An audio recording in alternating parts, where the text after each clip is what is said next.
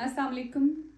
कैसे हैं आप सब। आज फिर हम आपके सामने मैंने आपको अपनी पहली वीडियो में बताया था कि मैं डॉक्टर आमना मुख्तार की कहानी को 2 हिस्सों में डिवाइड करूंगी। पहले हिस्से में मैंने आपको उनकी ज़ाती ज़िंदगी के बारे में से लेके ओल्ड एज होम तक के सफ़र का बताया था, और आज मैं आपको ओल्ड एज होम से लेकर शिफा इंटरनेशनल हॉस्पिटल में ऑपरेशन और back to old age home तक की कहानी बताऊंगी। तो मैं स्टार्ट करती हूँ।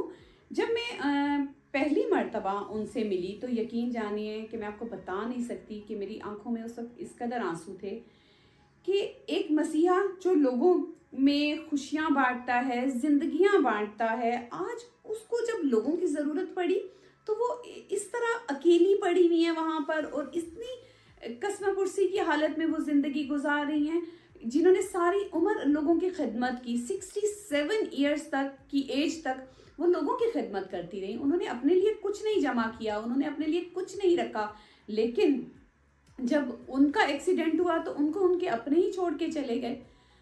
तो आप लोग नहीं सोच सकते कि उस वक्त मेरी क्या हालत थी। लेकिन मैंने फिर जब अपने हस्बैंड से डिस्कस किया, हमने उनसे मिले, तो फिर हमने कहा हम इस केस को करते हैं। और अगर क्योंकि उनकी एक हिप बोन जो फ्रैक्चर थी उस वो 3 साल तक 67 की एज से 71 की एज तक वो बेड पर बैठी हुई थी, और हिप बोन फ्रैक्चर के साथ वो कैसे करती होंगी, उन्होंने कैसे अपने 3 साल गुजारे। मैं तो मेरी सोच ख़त्म हो जाती है यहाँ पर आकर कि मैं उनके लिए बस, फिर अल्लाह ने मुझे हौसला दिया कि नहीं, मुझे इनके लिए कुछ ना कुछ करना है। तो बस उस टाइम मैंने फैसला किया और मैंने कहा कि मैं इनको ऑपरेट करवाऊंगी, और अगर मेरे रब ने की मर्ज़ी हुई तो वो ये चलेंगी भी। और अल्लाह का लाख लाख शुक्र है कि आप तमाम डोनर्स की मदद से और डॉक्टर्स की मदद से, फिर जो उनके साथ बच्चों की डिफरेंट बच्चों की सपोर्ट थी उनकी मदद से, उन बच्चों में फातिमा है, तलहा है, इन 2 बच्चों ने, आमना है मेरे साथ एक मेरी फ्रेंड, उन्होंने मेरा उनके हॉस्पिटल वाला टेन्योर हमारा उन लोगों ने बहुत अच्छा गुजरवाया। अब जब सीएमएच ने हमारे से ये केस लेने से इनकार कर दिया था, क्योंकि एक तो एज की वजह से, दूसरा वो बहुत कमज़ोर थी, और तीसरा ऑपरेशन बहुत लेट हो गया था, 3 साल का गैप आ गया था एक्सीडेंट के बाद ना।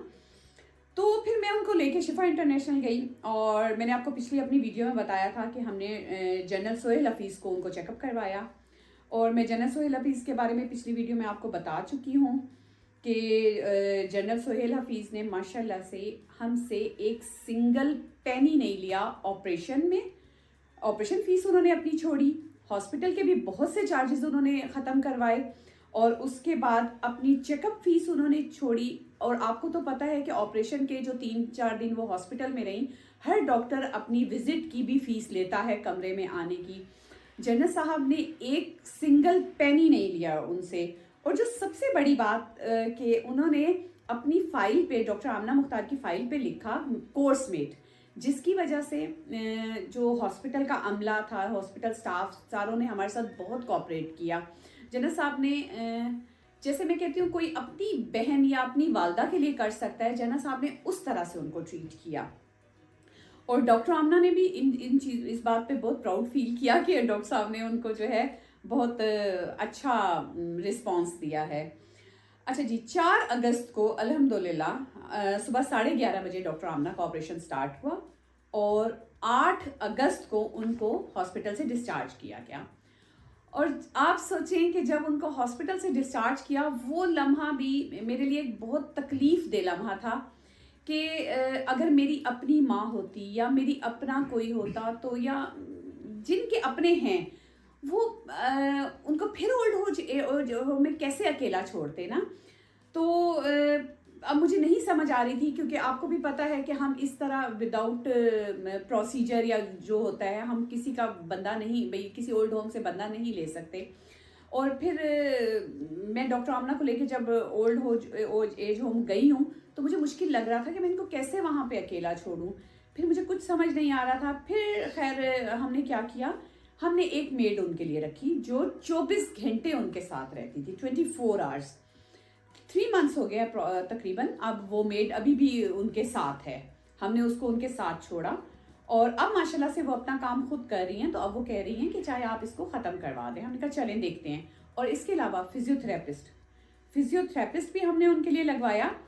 2 महीने उनकी फिजियोथेरेपी उस शिफा इंटरनेशनल के ही फिजियोथेरेपिस्ट ने आके की और माशाल्लाह से अब डॉक्टर आमना वॉकर के सहारे और स्टिक के सहारे माशाल्लाह से चलती हैं। और अब तो अल्लाह का लाख लाख करम है कि उन्होंने अपने छोटे मोटे काम भी खुद करना स्टार्ट कर दिए हैं, वॉशरूम जाती हैं माशाल्लाह से। और इस सब में जो है इसमें सब में मेरे हस्बैंड की बड़ा कॉपरेट था मेरे साथ, क्योंकि उनको भाई डॉक्टर आमना को हॉस्पिटल लेके जाना और वापस लाना भी एक बहुत बहुत बड़ा मरहला होता था, क्योंकि डॉक्टर आमना चल नहीं सकती थी। उनको बेड से व्हील चेयर पे लाना, फिर हम उनको गोद में उठाते थे। अच्छा हाँ, एक और बात बताऊंगी, इसी टाइम पे जब इनको उठाने का एक पिक्चर हमने डाली थी तो उस पे हमें एक डोनर ने कहा कि आप एम्बुलेंस क्यों नहीं ले लेते। तो एम्बुलेंस के लिए भी तो डालना और बिठाना और उतारना तो पड़ता है ना, तो इसलिए हम उनको हमेशा अपनी गाड़ी पे उनको साथ लेके गए हैं। मेरे हस्बैंड ने उनको फ्रंट सीट पे बिठाते थे अपने साथ और वो बहुत खुश उनके साथ साथ जाती थी। तो इसमें मैं सबसे पहले जनरल सुहेल हफीज़ का, आप तमाम डोनर्स का, आप जो मेरे साथ मेरे बच्चे लगे रहे हैं ये सारे, फातिमा, आमना और जो उनकी मेड्स हैं, मेड्स का भी शुक्रिया, क्योंकि मेड्स ने उनको बहुत अच्छा संभाला, बहुत अच्छा लुक आफ्टर किया, जो आज वो माशाल्लाह से अपने पैरों पर चल रही हैं। और इसके अलावा फिर जो मेन बात आती है कि आप सब डोनर्स का बहुत शुक्रिया। और आपसे एक रिक्वेस्ट है, इसी तरह मेरा साथ दें ताकि हम इस तरह के लोगों को जिनका कोई नहीं है, हम उनका सहारा बन सके। क्योंकि एक घर में जब बीमारी आती है तो फिर वो अपने साथ बहुत से प्रॉब्लम्स ले आती है। चले इनका तो घर नहीं था, ये एक ओल्ड होम में थी, लेकिन जिनके घर हैं आप उनके घरों में भी देखें, अगर कोई बीमारी आती है तो कितने मसले आ जाते हैं।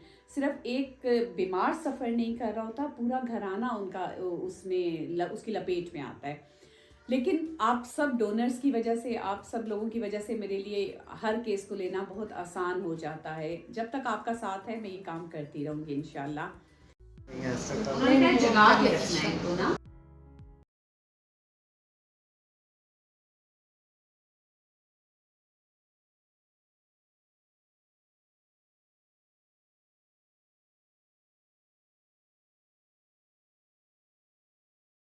में मेरी आपसे ये रिक्वेस्ट है कि जो हर दफ़ा होती है कि मेरे चैनल को लाइक करें, कमेंट करें, शेयर करें और इसको ज़्यादा से ज़्यादा सब्सक्राइब करें, ताकि आप सबका साथ मेरे साथ बंधा रहे और मैं ज़्यादा से ज़्यादा काम कर सकूं। बहुत शुक्रिया। अल्लाह हाफ़िज़।